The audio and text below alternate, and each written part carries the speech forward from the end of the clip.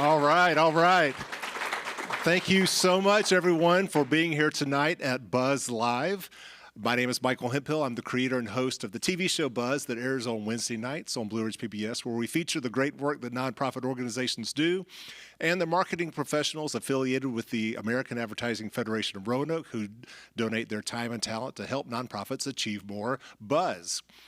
And earlier this year, we started a new venture called Buzz Live, where in front of a live studio audience such as yourselves, we interview some of the inspiring people who serve and are served by nonprofits. And we also have a musical guest affiliated with the nonprofit.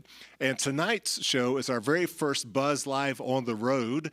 We are here in Blacksburg, Virginia at the Church on Main, which we very much appreciate hosting us here tonight. And we are here celebrating and honoring a nonprofit that based in Blacksburg, but literally providing hope for people around the world. So let's please give it up for Hope to Walk. All right.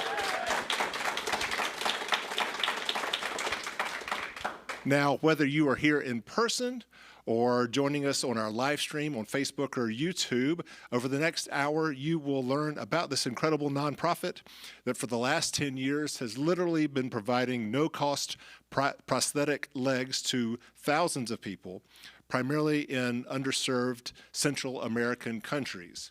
Now, in May, Hope to Walk embarks on perhaps its most ambitious mission yet, when it seeks to go to Ukraine and outfit some of the 100,000 amputees who have lost a leg due to the Russian war. Let's now meet the people who are trying to meet that need, and we start off with Hope to Walk founder, Phil Johnson. All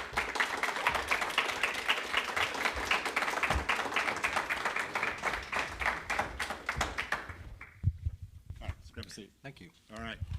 So, Phil, we're going to get to the history of Hope to Walk here momentarily, but I want to start off by asking you, for someone who you're coming up with, you're trying to meet and talk to about wanting to support this mission. What do you tell them about Hope to Walk and what you're trying to do in Ukraine?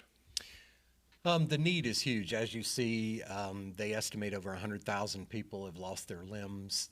They estimate that half of those are children. And so the need is huge. Hope to Walk has developed a prosthetic leg that we can fit the same day. We sometimes in our clinic in Guatemala will fit 5 or 6 legs in one day. And so I think that together with the people in Ukraine and the prosthetists that are there, we could initiate this project and make it easier, and they would be able to provide more legs. And it's very cost effective also. Wow. All right, well, I want to get to all of that you just covered over the course of our time here together. But let's rewind in time. So Hope to Walk was founded about 10 years ago. What led to it? What was your first inspiration with this? Well, I had a young boy come into my clinic as a patient, and we started talking in your clinic here in Blacksburg? In Blacksburg. Okay. He was from Virginia Tech. He was actually a medical student at VCOM.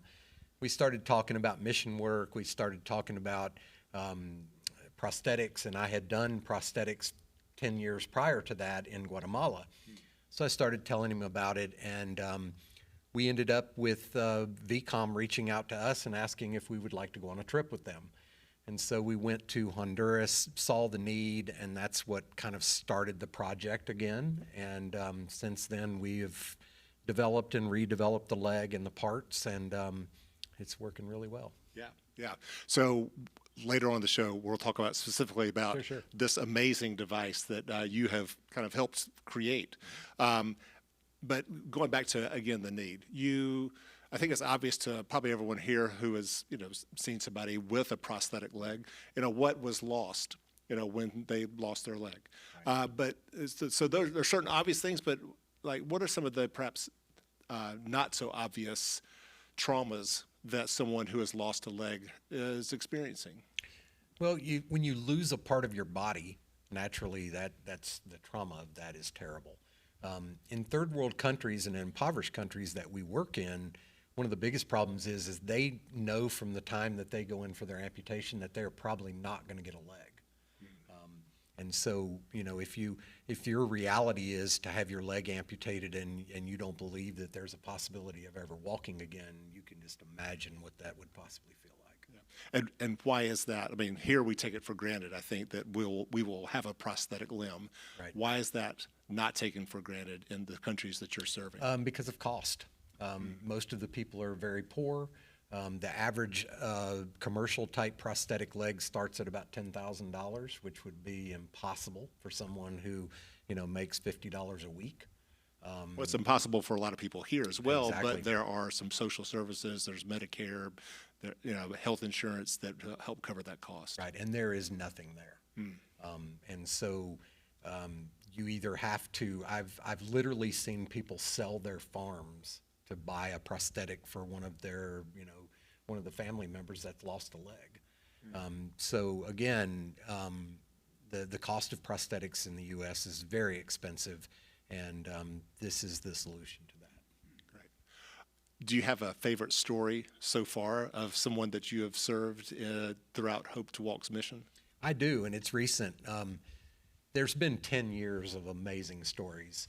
I have a story of a woman who was 80 plus years old, and she prayed afterwards, and it was the most amazing prayer I've ever seen. But in a few minutes, I think we're doing a video. You'll see a video of a young boy. We were in clinic one day, and we had finished all of our work, and we had already closed up, and we're sweeping the floor and getting ready to leave the clinic.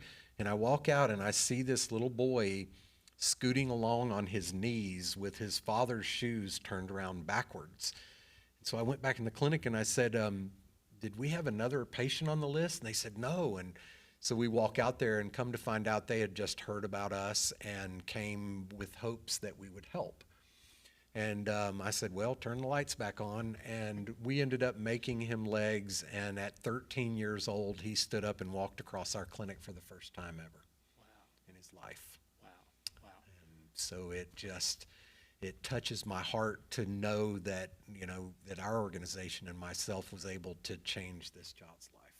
Well, and how did it change? Obviously able to walk, but I mean, have you been able to follow up with this young man to then see just what a transformative thing that having legs has done for him? In an impoverished country, someone that's lost their leg, especially a child, they almost become a handicap just automatically. They're lesser class.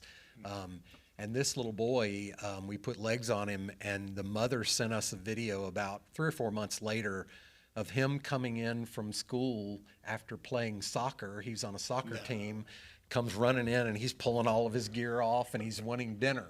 And in the video, it's kind of hectic in his house, and you can see this boy has a life now. He's a child. Yeah, awesome. Well, I believe we do have that video of him getting his legs. And Rob, let's play it if we could, please. Yeah, this is amazing.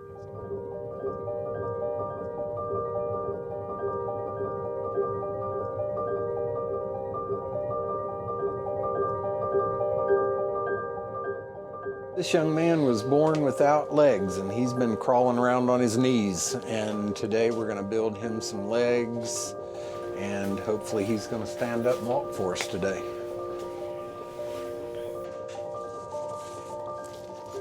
That makes me feel great. This is why I do what I do. It's not for anything other than this young man today. Imagine we come into clinic today to give our services away, and this young man's going to walk out of here for the first time ever in his life. And the ability to change not only his life, but his family's life. And like, that's a blessing beyond anything you could ever ask for.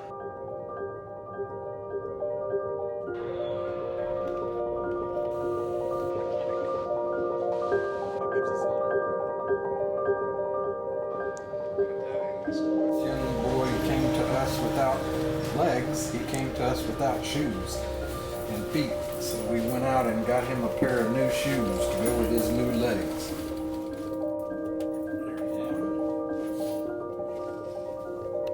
There's two. Legs. This is his first time ever walking, and this is just a miracle. He's coming around, and here he comes.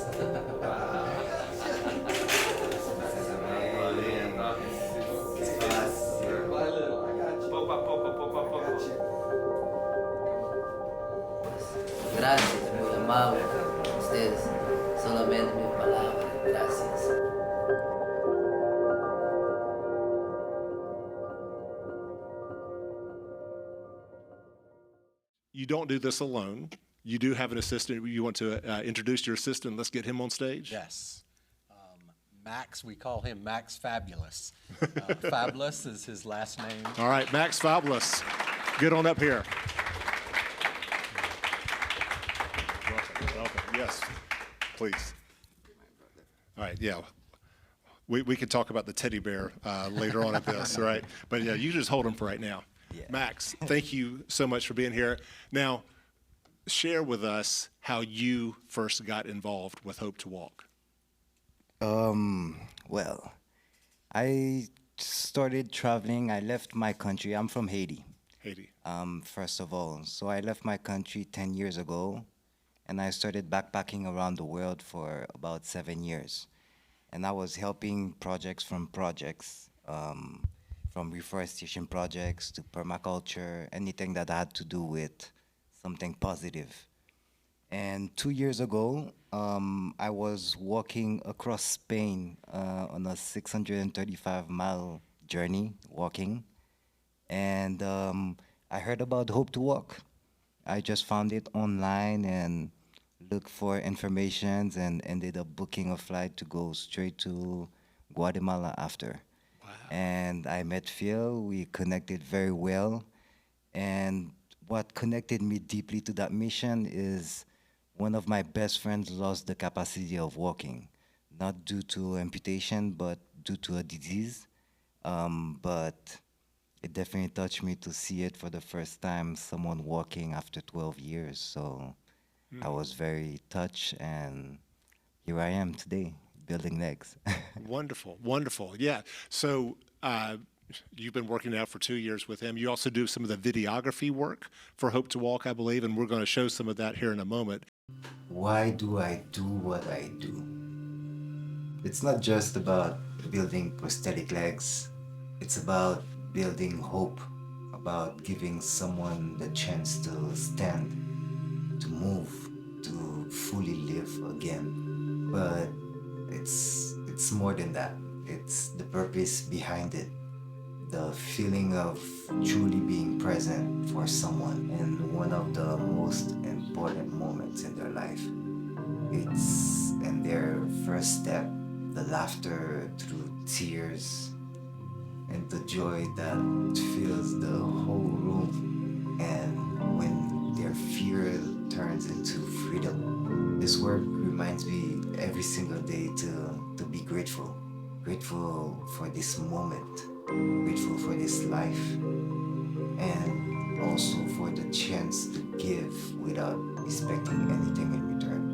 Because love, real love, is unconditional. And when you truly give, when you give it freely, you get something even greater back. A sense of purpose, of connection, and peace. That's why I do what I do. And I wouldn't trade it for anything.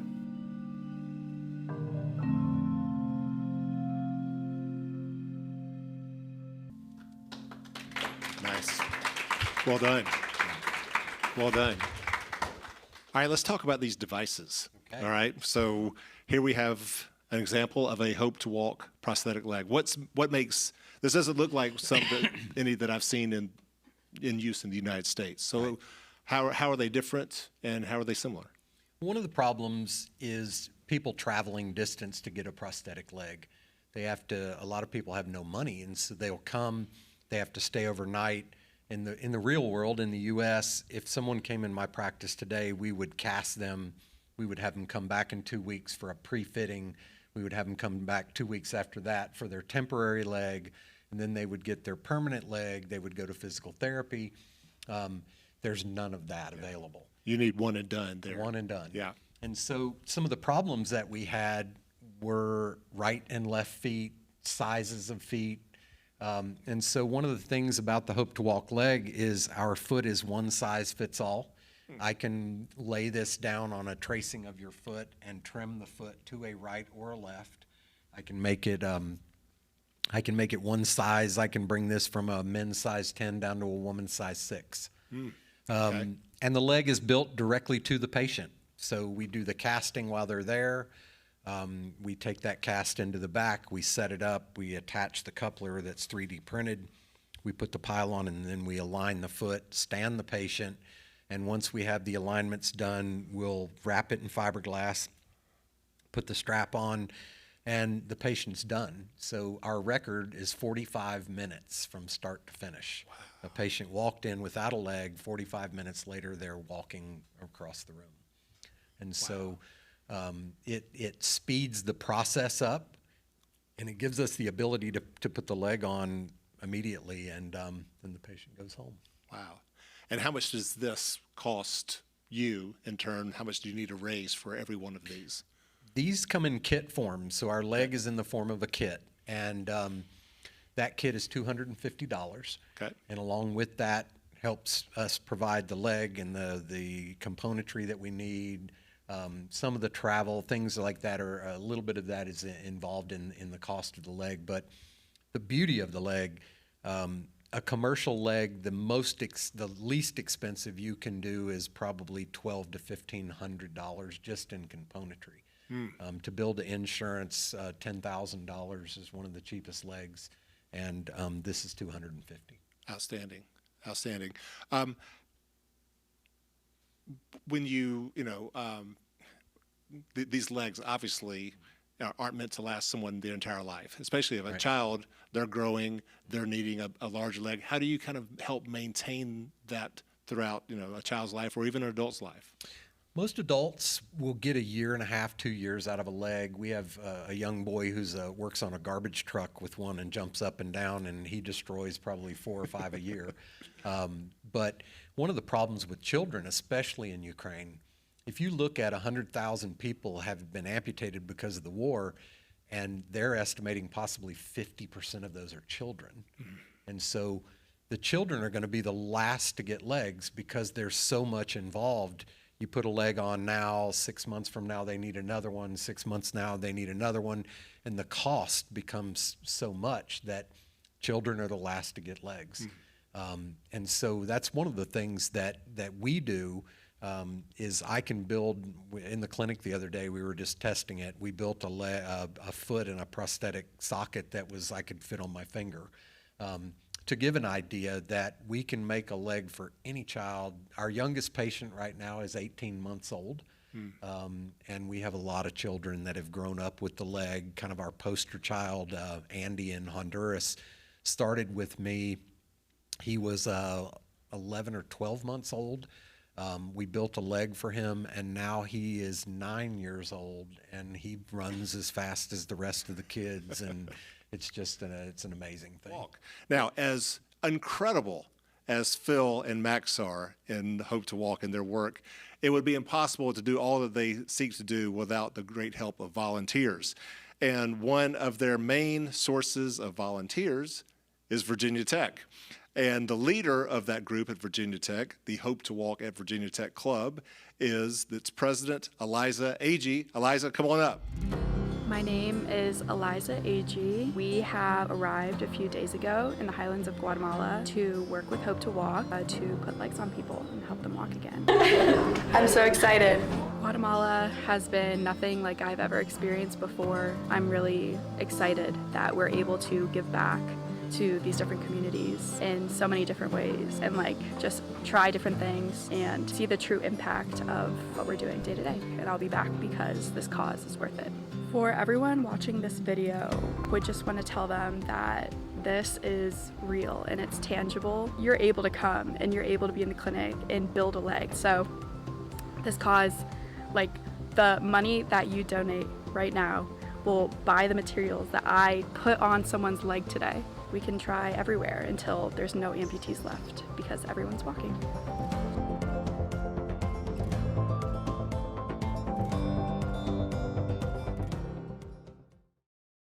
Awesome.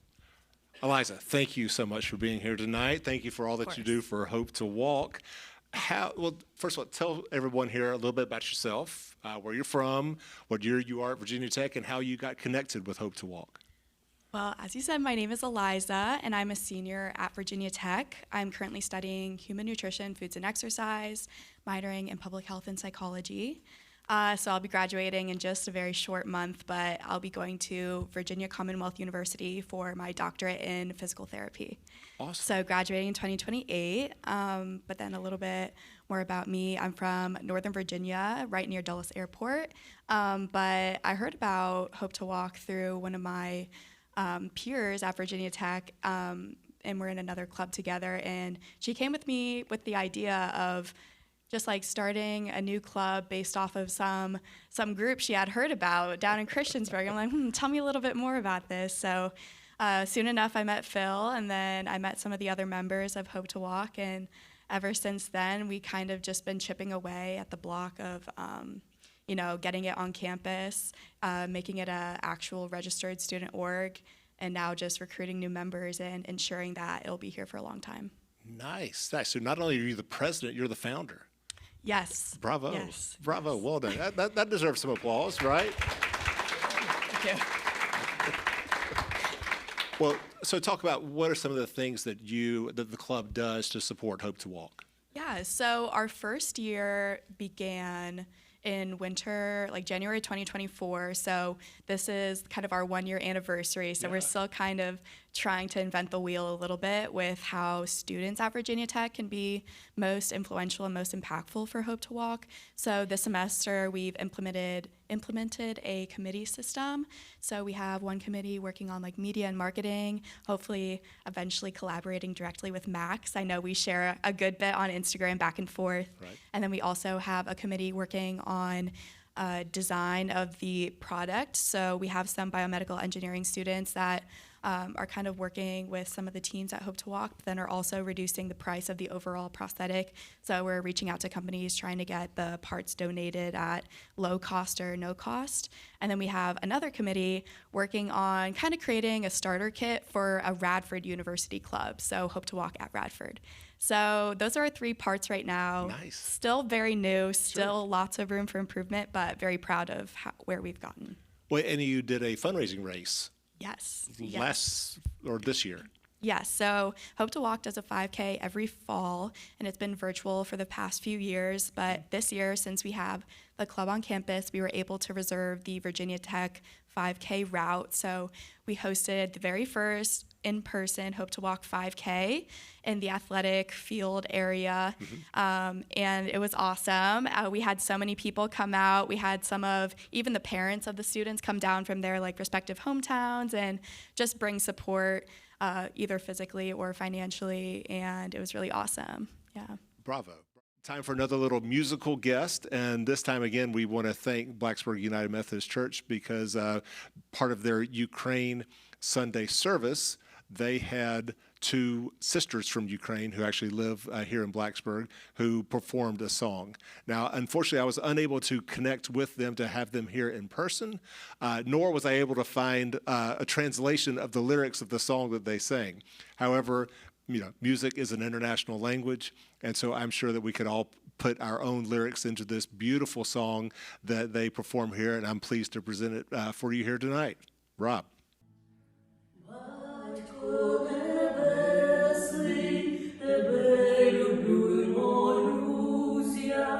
Слався Боже мій по всій землі. Слався Боже мій, слався Боже мій, слався Боже мій по всій землі.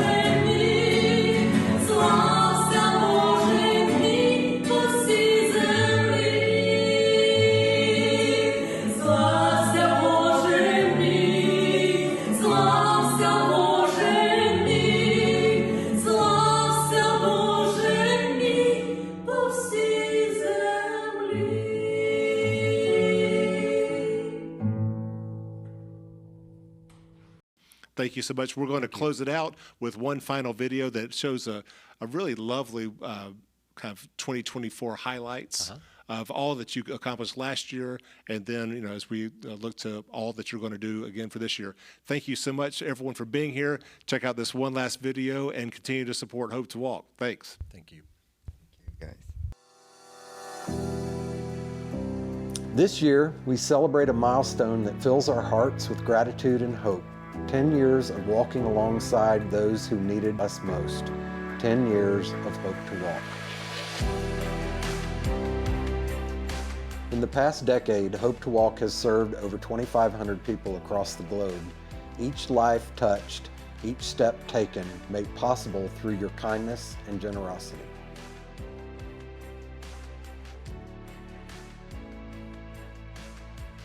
These moments from hope to action remind us why we started, to restore mobility, dignity, and independence to those who need it most. But we're not stopping here. In the next 5 years, our goal is bold, to serve 2,500 people every single year. To do in 1 year what took us 10, together we can make this happen.